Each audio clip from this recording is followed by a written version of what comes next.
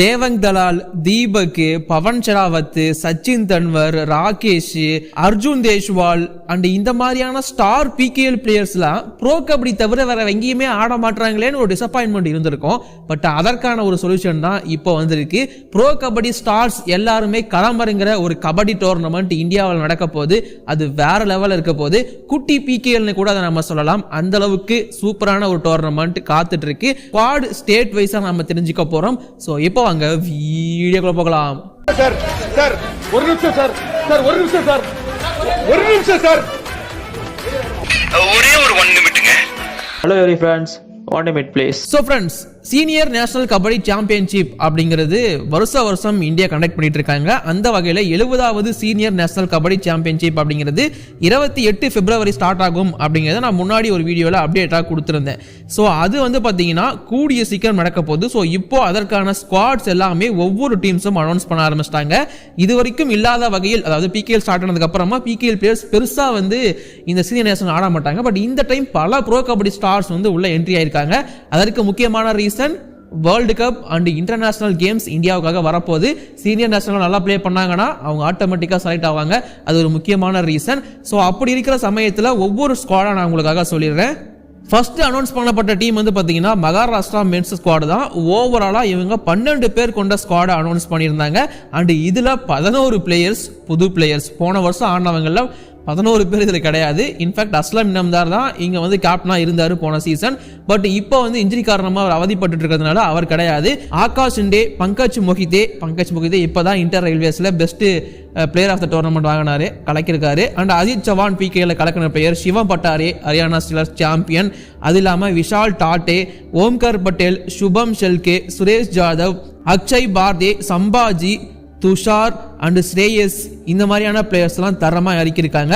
ரைடர்ஸுக்கு இங்கே பஞ்சமே இல்லை. அஜித், சிவம் பட்டாரே, பங்கஜ் முகித்தி, ஆகாஷ் இண்டியன் கலக்குவாங்க. டிஃபென்ஸை பொறுத்த வரைக்கும் சம்பாஜி, ஸ்ரேயஸ், துஷார் மாதிரியான பிளேயர்ஸ்லாம் இருக்காங்க. ஓவராலாக மகாராஷ்டிரா ஸ்குவாடு பங்கமாக இறக்கியிருக்காங்க அப்படின்னு தான் நான் சொல்லுவேன். எல்லாருமே யங்ஸ்டர்ஸ் அப்படிங்கிறது கூடுதலான விஷயம். இதை தொடர்ந்து நம்ம ராஜஸ்தான் ஸ்குவாடுக்குள்ள என்ட்ரி ஆனோம் அப்படின்னா நீங்கள் மட்டும்தானா, நாங்களும் இறக்கவோன்னு ராஜஸ்தானுமே பிகேஎல் ஸ்டார்ஸை ஃபுல்லாக இறக்கி விட்டுருக்காங்க. முக்கியமாக சொல்லணும் அப்படின்னா குஜராத் ஜெயண்ட்ஸில் உருப்படியாக பெர்ஃபார்மன்ஸ் பண்ண ஒரே பிளேயர் ஜிதேந்தர் யாதவ், அவர் வந்திருக்காரு. அண்ட் தமிழ் தலைவாசில் அதிக அமௌண்ட்டுக்கு எடுத்து பெர்ஃபார்மன்ஸ் பண்ண முடியாமல் போன சச்சின் தன்வரும் இங்கே இருக்காரு. சரியான பிகேஎல் கிடையாது. பட் லெட்ஸ் see இங்க என்ன பண்றாங்கறத வெயிட் பண்ணி பாப்போம். And then Gangaram, one of the underrated player and என்னோட ஃபேவரட் ஆல்ரவுண்டர் பிரிஜேந்திர சிங் சௌத்ரி, அவருக்கும் இந்த பிகேஎல் சரியா அமையல. பட் ராஜஸ்தான் வந்துட்டா தலைவன் செய்வாரு. அது இல்லாம நிதின் குமார் அண்ட் தென் மஹிபால் சின்வல், ராகுல் சௌத்ரி, அந்த ராகுல் சௌத்ரி கிடையாது, அர்ஜுன் சௌத்ரி, கரண்வீர் சிங், விகாஷ் அண்ட் தினேஷ் மாதிரியான பிளேயர்ஸும் களமிறங்க போறாங்க.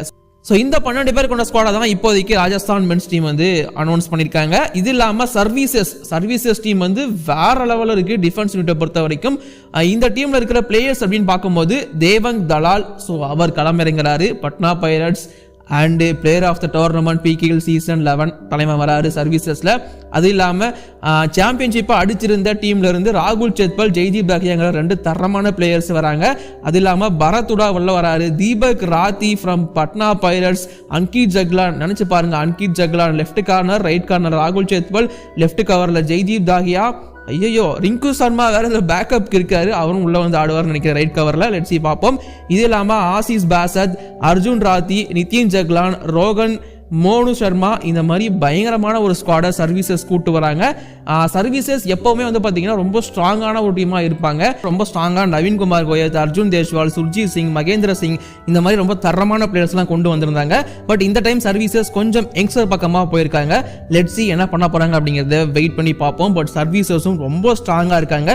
ஒரு ஸ்குவாடே வந்து பார்த்தீங்கன்னா புதுசாக தான் கொண்டு வந்திருக்காங்க. பட் இதுவுமே செம்மையான ஒரு ஸ்குவாட் அப்படிங்கிறது கூடுதலான விஷயம். ஸோ இதற்கு முன்னாடி சர்வீசஸ்ல ப்ளே பண்ணிட்டு இருந்த அர்ஜுன் தேஷ்வால் இந்த டைம் அவரோட ஸ்டேட்டுக்காக யூபி, அதாவது உத்தரப்பிரதேஷ் ஸ்குவாடுக்காகவே ஆட போறாரு. உத்தரப்பிரதேஷ் ஸ்குவாடும் ரொம்ப ஸ்ட்ராங்கா இருக்கு. அர்ஜுன் தேஷ்வால், வினய் டிவாட்டியா மாதிரியான பிளேயர்ஸ், நிதின் பன்வர், முகமது அமன், பிகுல் லாம்பா, ராபின் சௌத்ரி மாதிரி பயங்கரமான ரைடர்ஸ்லாம் உள்ள வச்சிருக்காங்க. அண்ட் இது இல்லாம சாகுல் குமார், சுபம் பலியான், விஷால் சௌத்ரி, நவ்னீத் நாகர், அனிருத் பாண்டே, கரண் யாதவ் மாதிரி டிஃபென்ஸ் யூனிட்டும் ரொம்ப ஸ்ட்ராங்கா இருக்கு. PKL ஸ்டார்ஸ் இங்கேயுமே ஒரு 8 பேர் இருக்காங்க.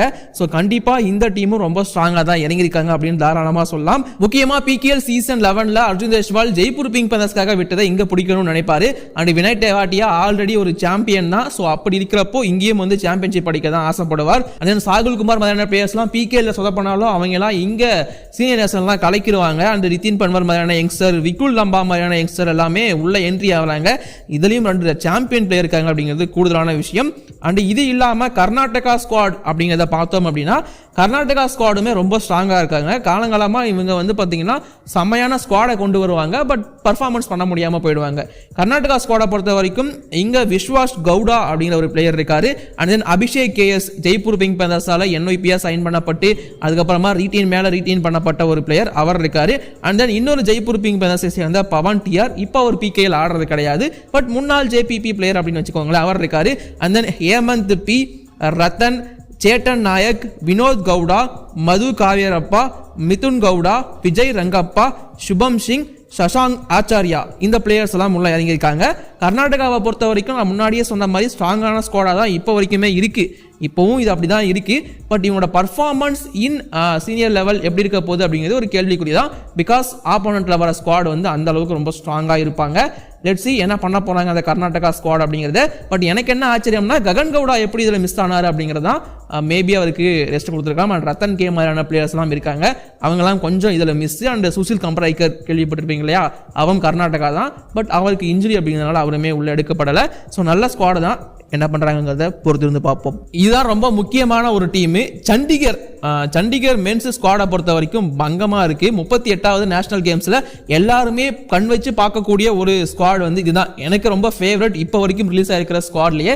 மேபி தமிழ்நாடு ரயில்வேஸ்லாம் வந்துச்சுன்னா அதுவுமே ஃபேவரட் ஆகலாம். சண்டிகரை பொறுத்த வரைக்கும் இங்க என்ன பெருசா அவங்க சேஞ்ச் பண்ணியிருக்காங்க அப்படின்னா, இதற்கு முன்னாடி வந்து பவன் ஷராவத் மாதிரியான பிளேயர்ஸ்லாம் சண்டிகருக்கு ஆடல.